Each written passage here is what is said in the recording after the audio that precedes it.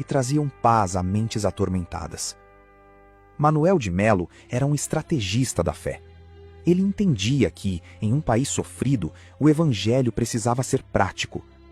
Ele não apenas fundava centros de assistência, ele convencia o pecador de que Deus se importava com o estômago vazio e com a doença do corpo.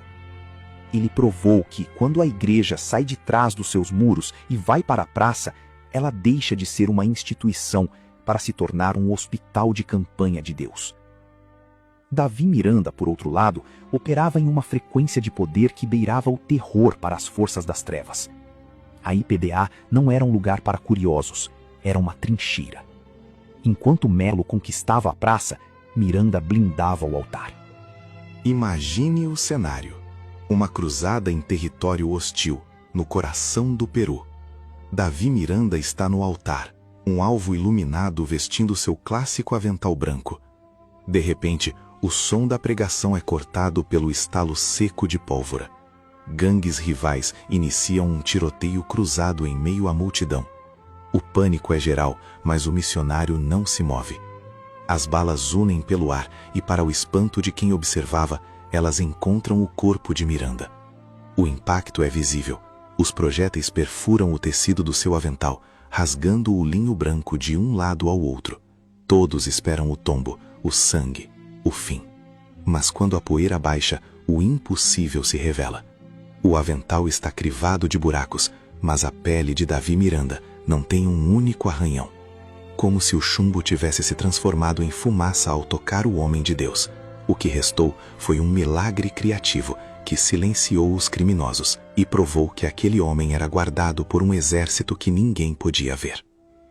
Mas o auge do seu ministério eram os relatos de ressurreição. Dizem os obreiros daquela época que, na Bahia, em um velório onde a morte parecia ter dado a palavra final, o céu desceu, no exato instante em que uma palavra profética foi liberada pelo rádio. O cenário era de uma tristeza absoluta. Onde a ciência não chegava, a tragédia havia feito morada. Uma família estava reunida para o último adeus a uma pequena menina. O corpo já estava frio, o velório preparado e o caixão posicionado no centro da sala.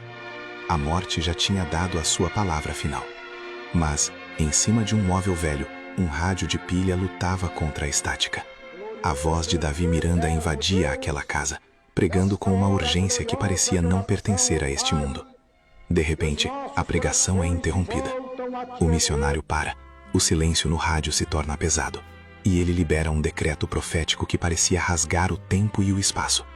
O que as testemunhas viram naquele dia ficou marcado na história do Estado. No exato momento em que a autoridade de Davi Miranda recuou pelo alto-falante, o impossível aconteceu. O corpo da criança, que já não respirava há horas, deu um solavanco.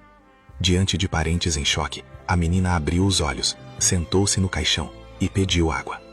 A morte, que já contava com aquela alma, foi obrigada a recuar diante de uma voz que não vinha apenas de uma antena de rádio, mas diretamente do trono de Deus. Ao olharmos para os nomes de Davi Miranda e Manuel de Melo, a pergunta que martela na mente do cristão moderno é: onde foi parar o poder que sacudia estádios sem o auxílio de marketing digital? A resposta é desconfortável, mas necessária. O que eles tinham, e que hoje parece ter se dissipado, era uma coragem moral e uma dependência absoluta do sobrenatural que não aceitava substitutos. Enquanto a igreja atual se tornou especialista em experiências de culto, eles eram especialistas em confrontos espirituais. Eles não construíram suas instituições baseados em teologias formais ou intelectuais, mas na demonstração crua de poder através de curas e prodígios. Onde hoje temos palcos e entretenimento, eles tinham altares de sacrifício. Davi Miranda não construiu a Deus é Amor com reuniões de planejamento administrativo. Ele a ergueu em madrugadas de oração e jejum, acreditando que a base de qualquer ministério era a consagração radical e a separação total do mundo. Ele ofereceu uma âncora de ordem em meio ao caos urbano, atraindo aqueles que buscavam uma experiência espiritual que não fosse apenas um rito, mas uma transformação visível. O que perdemos foi a disciplina do secreto. Perdemos a capacidade de passar noites em claro, intercedendo por uma autoridade que faz a morte recuar, como no relato da menina ressuscitada na Bahia. Hoje, buscamos o palco, enquanto eles buscavam o lugar de oração, onde os milagres não eram o objetivo, mas a consequência natural da presença de Deus. Manuel de Melo, por sua vez, nos ensinou que o evangelho deve ser audível e acessível às massas. Ele foi o pioneiro que tirou o protestantismo dos templos discretos e o levou para os estádios, enfrentando perseguições e críticas para democratizar a mensagem. Ele entendia que a fé precisava atender tanto a alma quanto o corpo sofrido, unindo milagres visíveis com ação social prática. O que perdemos foi a ousadia de ocupar o espaço público com autoridade divina, e não apenas com influência política. Trocamos a voz que clama no deserto pela voz que busca a aprovação nos algoritmos. Manuel de Melo não pedia permissão para que o milagre acontecesse. Ele pregava com tal convicção que tumores desapareciam diante de multidões que buscavam uma fé vivencial.